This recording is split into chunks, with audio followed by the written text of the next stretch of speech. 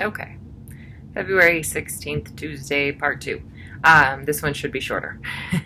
uh, so we left off with EFS checks. Um, the next thing that I wanted to kind of go over is there's going to be a new process when we are checking folks in to find out about housekeeping, to discuss housekeeping. So these cards are going to be put at the front desk tomorrow, Wednesday. Let's see if we can make those show up. So basically, these cards have a spot for the room number and the dates of stay. So say they're checking in today, staying 2 nights. Today is the 16th, so 2/16 to 2/18. 18th would be the day they're checking out. Room number, obviously you guys know that one. So basically this says no service. This means absolutely no service. It's the same as having a do not disturb on the door. Currently we do not have do not disturb signs in the room. I do hope to have those back in the next month or so, but because of COVID and sanitizing and all of that, we did take them from the room. So this would be the equivalent of having a do not disturb. We do not enter your room for any reason. This one here is just a light service, which a lot of people have been asking for. Basically, coffee packets and make sure my shampoo and conditioner is good.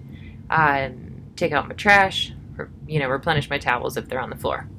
And then this one is regular service. So we're cleaning the room and making the bed, whole 9 yards. So we check which they want. And then I would say at the end of each shift, you know what? Let's do this.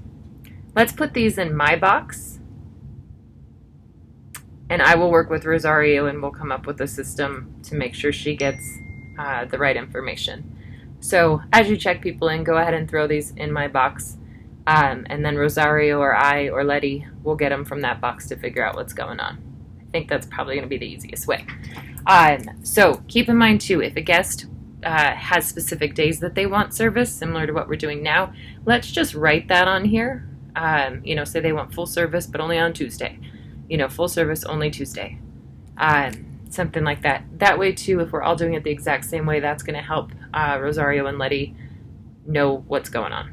If we get too complicated, obviously they'll get confused. So these will be out at the front desk on Wednesday, and I will kind of remind everybody to get everybody on board, knowing what's going on. If you have questions, let me know. So I'm sorry if there has been a lot of negative in this week's video session. I know we have a solid team here. I feel pretty confident that we have the best team we could have. So I don't want to get to a point where I am writing folks up or, constantly nitpicking stuff that people are doing. I don't like to operate as a manager that way. If any of this information, doesn't make sense or doesn't seem right, please come talk to me. I know sometimes I might seem, in a bad mood or whatever, where you don't want to talk to me, but trust me, I would much rather have a sit-down conversation about something that isn't working for you, than have to surprise you with a write-up. I really don't enjoy those at all. I probably enjoy them even less than you do. So a couple more things before I cut this off. 2 things, and these are reminders because I have brought these up before. One is was on yesterday's video, and I won't repeat myself, but I discussed making sure, one, we're on time, and that we are clocking in at the appropriate times.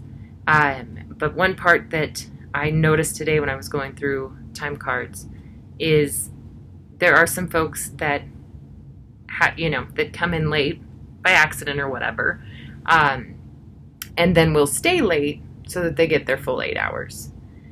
That isn't okay either. Basically, if you put it into perspective, the total number of hours for the front desk for every day should be 24.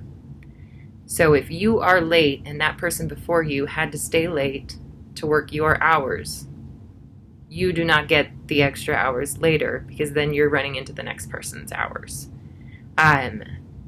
This is really the big picture, separate from overtime and all of that. It's more of we are not scheduled for overlap.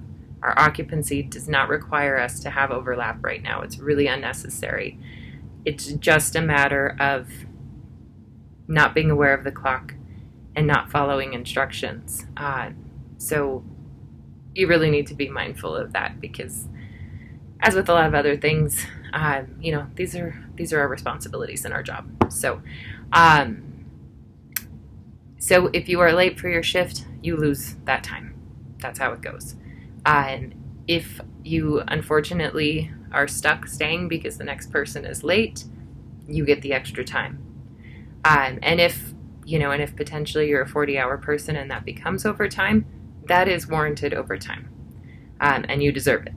So that is all the more reason everyone needs to show up on time. Because if you're the guy who's creating the overtime, you're the one I'm going to probably be more upset with than the guy that got the extra overtime. And I will tell you, looking at time cards, I would say more often than not, you guys are late. So I know the season just kind of dramatically changed on us. I'm going to give you kind of the benefit of the doubt. Maybe I wasn't paying attention last month or something. But now you know you're consistently late, so you need to leave a little bit earlier to get to work on time. Again, I don't want to go around writing people up. I don't do it unless I feel like there is a problem that is not being acknowledged, and no effort is being made. That's when I start writing people up. And if we get into that rhythm, usually that means that if you don't correct that problem, you'll probably be terminated within a few months. That is how little I write people up. And I mean, if you were to receive a write-up, the best thing you can do is dramatically change your behavior. Because that isn't to say that I'm going to go out of my way to, to terminate you. Because trust me, I do not want that. I want our team that we have now forever and ever and ever. And that is how I always feel. It's definitely easier to work with you guys than it is to bring in other folks. That's just how it goes. And then the final thing, which has probably been on so many videos, uniforms, guys, uniforms. I mean, at this point, I kind of feel like some of you are blatantly not listening. So, any extras in addition to the uniform that was given to you by the company and black pants and black shoes are not approved, except for a black blazer or a black professional style jacket, coat, something like that, or a gray. I will allow at this point gray jackets and sweaters for the time being while it's really cold. If you are going to wear an undershirt, I know the shirts are cheesy. If you are going to wear an undershirt, you really should seek out one in the same color as the shirt. I know, and I actually was going to look, so maybe I'll find one.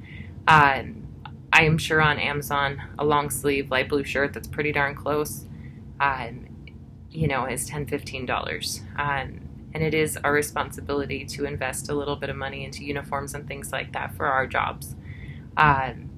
So I do expect that to happen. So if you have an issue with the cardigan and it is super cold, again, a black blazer of sorts definitely works for me. They're probably a little bit warmer too. And I would put that on you guys to find what works for you the best, because if you're anything like me, especially the uniform company blazers, they're awful. They're terrible. They're not comfortable. You can't move in them. So I would prefer you guys be able to find your own. A gray cardigan, obviously the one provided would be ideal. If you don't have one and you need one, let me know. But if it is very similar, at this time I will allow it. mostly because I know it's really cold, and I don't want you guys to be overly cold. Again, black pants, no leggings, no yoga pants, no athletic pants. They should be a thicker dress pant type thing without a whole lot of details on them. And really, they shouldn't have any details. If there is something specific, a specific issue that you have with the uniform, that you feel like maybe I don't understand what's happening or why, again, come talk to me. We have made lots of exceptions on the uniforms, or found, not exceptions, but found alternatives that work for people that still are within the range of the uniform. So there are definitely options. And, something like if it's freezing cold and you need something that is warmer, we can find a solution that is warmer, that is still within the scope of the uniform. But because no one has brought any, that's not true. I have talked to somebody about the uniform. But for the most part, because no one has brought up to me specific concerns, there are no exceptions. So I understand that, if you're coming in on your next shift or whatnot and you haven't seen this video, that you may not realize that that's where we're at. So I'm going to give about a week or so before I start getting super grumpy about uniforms. It's now mid-February, and I've been talking about this since December. So, yeah, it is long past time. At this point, just a couple updates while I've got you. Unfortunately, I do not have a new breakfast person yet. I did call somebody yesterday to try to schedule an interview, but I haven't heard back. I will be calling the person I interviewed for maintenance tomorrow and kind of making him an offer.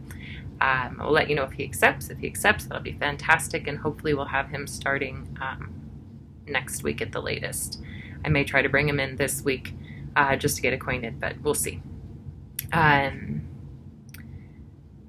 I don't foresee us hiring on the front desk or night audit for some time. If you are someone that would like to pick up, if you're not a part-timer, but a non-40-hour person, and you're looking for any hours, let me know, because there are some days coming up in the future that people are requesting time off, and I would love to be able to, get somebody 1 or 2 extra days just temporarily, and that way too, when that person who picks up that shift later on requests time off for themselves, I'm a lot happier to help them out and stuff as well. I think that is it. Thank you for putting up with my 20 minutes of video. So, thanks guys.